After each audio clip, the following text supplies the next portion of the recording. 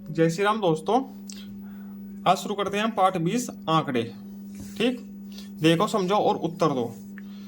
ठीक है, विभिन्न सूचनाओं के संख्यात्मक रूप को आंकड़े कहते हैं। कोई सूचना है उसका संख्यात्मक रूप होगा, उसको आंकड़े कहते हैं। ठीक है, एक प्राथमिक विद्यालय में कक्षा 1 के छात्रों की संख्या 50, 2 में 40, 3 में 30, 4 में 30 तथा 5 में 20 है। इस आंकड़े को स्तंभ चित्र द्वारा, ठीक है, स्तंभ चित्र द्वारा ऐसे दर्शाया गया है।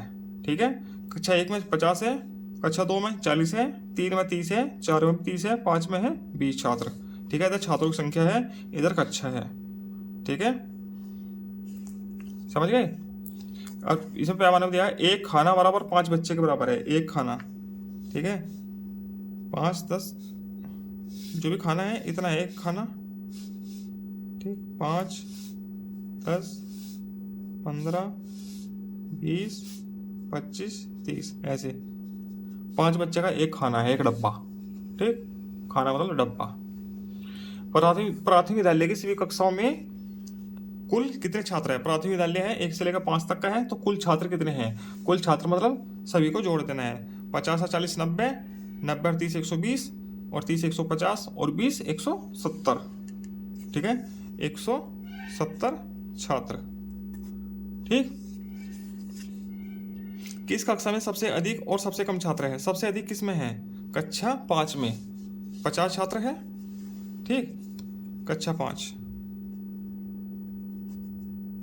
सबसे कम किस में है? कक्षा 2 में भी, सॉरी, कक्षा 1 में है सबसे ज़्यादा, कक्षा 1 में सबसे अधिक, और सबसे कम है क्लास 5 में। सबसे कम कक्षा 5 में 20 छात्र हैं। इधर से इधर है ना। ठीक, कक्षा 1 से कक्षा 5 में कितने छात्र कम है? ठीक है, कक्षा 1 से कक्षा 5 में कितने छात्र कम है? इसमें 50 है, ठीक है, और इसमें 20 है, तो कितने कम है? 30 छात्र। 30 छात्र कम है। ठीक, किन किन कक्षाओं में छात्र संख्या बराबर है? ठीक है, किस किस कक्षा में छात्र संख्या बराबर है? कक्षा 3 में और कक्षा 4 में। कक्षा 3 एवं कक्षा 4 में। ठीक है, कक्षा 1 और कक्षा 4 में कुल कितने छात्र हैं? 1 में कितने हैं? 50, और 4 में कितने हैं? 30। कितने हो गए? 80। ठीक, ऐसे हो जाएगा। आगे चलते हैं। पढ़ो, समझो और चित्र आरेख बनाओ। पढ़ना समझना है और चित्र आरेख खुद से ही बनाना है। ठीक, एक विद्यालय में कक्षा 1 में 45 छात्र है। कक्षा 1 में 45 छात्र दिए गए हैं। कक्षा 2 में 40 छात्र है, 3 में 35 है, 4 में 35 है, 5 में 30 है। ठीक है, एक खाना 5 छात्र के बराबर है। 5, 10, 15, 20 है ना, इधर दिया गया है। ठीक है, चलो बनाते हैं। कक्षा 2 में कितने छात्र दिए हैं? 40। 40 बनाते हैं इसमें, 40 तक बनाते हैं। ये है 40 तक, यहाँ तक। ठीक,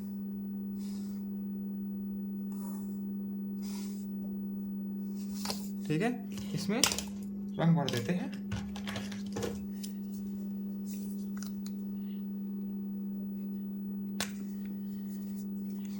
ऐसे ही रंग भर देते हैं जैसे इधर भरा है।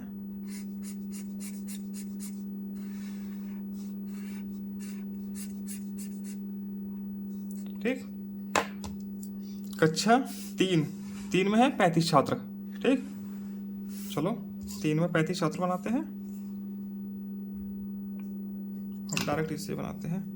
35 यहाँ तक है। ठीक,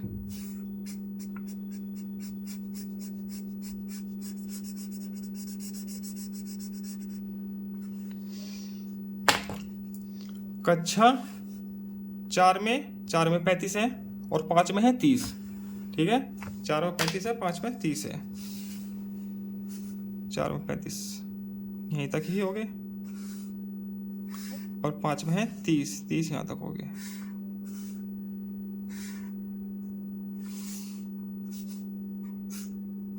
ठीक, ऐसे पढ़ देते हैं फटाफट।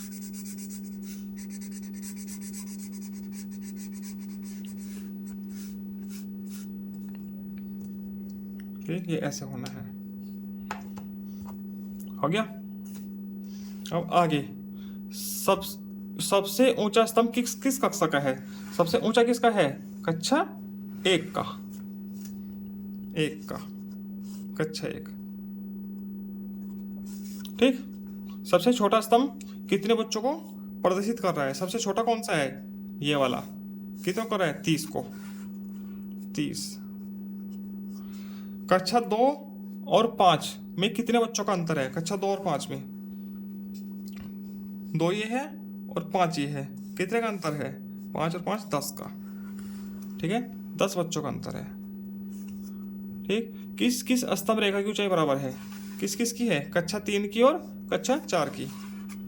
ठीक है, लिखो कक्षा 3 एवं कक्षा 4 की। ठीक। चलो आगे चलते हैं। तालिका को देखो और स्तंभ चित्र द्वारा दर्शाओ। तालिका देखने स्तंभ चित्र द्वारा दर्शानी है। किरण और हमीदा कक्षा 5 की छात्रा है। इनकी छमाही परीक्षाओं में विभिन्न विषयों में प्राप्तांक इस प्रकार है। ये किरण के हैं और ये हमीदा के हैं। किरण के भाषा में 14 है, गणित में इतने हैं, ये दिए हैं 1 2 3 4 5 5 विषयों में दिए हैं। ठीक है, और हमीदा के नीचे दिए गए हैं। किरण और हमीदा के भाषा विषयों के प्राप्तांकों को स्तंभ चित्र पर दर्शाया गया है। ठीक है, तुम भी दोनों छात्रों के प्रत्येक विषय के प्राप्तांकों को स्तंभ चित्र द्वारा दर्शाओ। ठीक, नहीं ऐसे है। ठीक है, स्तंभ चित्र पूरा तो आएगा नहीं वीडियो पे, थोड़ा छोटा कर लेते हैं। ठीक, ऐसे। ठीक, ये ऐसे हो जाएगा। चाहिए, इसको दर्शाते हैं।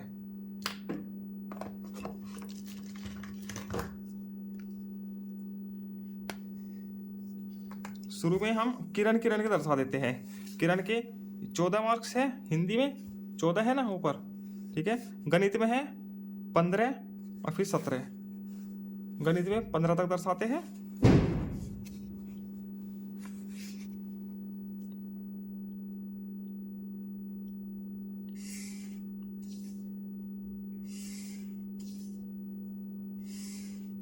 ठीक, 15 हो गए। विज्ञान में है 17, विज्ञान में 17 है किरण के, ये 17 हो गए। ठीक, कला में है 14, ये 14 दर्शाओ।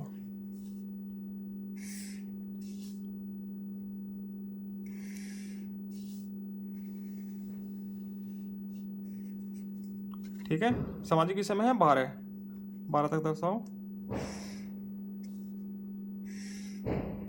ठीक है, ये हो गए। ठीक, अब हमीदा के हिंदी में है 17। ठीक है, 17 दर्शाया हुआ है। ठीक है, गणित में है 18, 18 दर्शाते हैं। 18 यहाँ तक है, ये हो गए 18। ठीक, विज्ञान में 13 है, इसमें 13 तक दर्शाते हैं। 12 और 1 13 यहाँ तक। ठीक है, ये हो गया। ठीक है, विज्ञान में है, विज्ञान में 13 हो गए। कला में है 15, 15 तक दर्शाते हैं। ठीक है, ये है 15 यहाँ पे। ठीक, और इसमें है 19, 19 तक दर्शाते हैं सामाजिक विषय में। ये ऐसे बनाने हैं। ठीक, हो गया। आगे चलते हैं, आखिरी पेज किताब का। ठीक, स्तंभ चित्र को देखो और बताओ। ये स्तंभ चित्र है। ठीक है, इसमें 7 प्राथमिक विद्यालयों के छात्रों की संख्या है। ठीक है, पहला, दूसरा, तीसरा, चौथा, पांचवा, छठा, सातवां। ठीक है, ये 50 का एक खंड है, इसमें 200 है।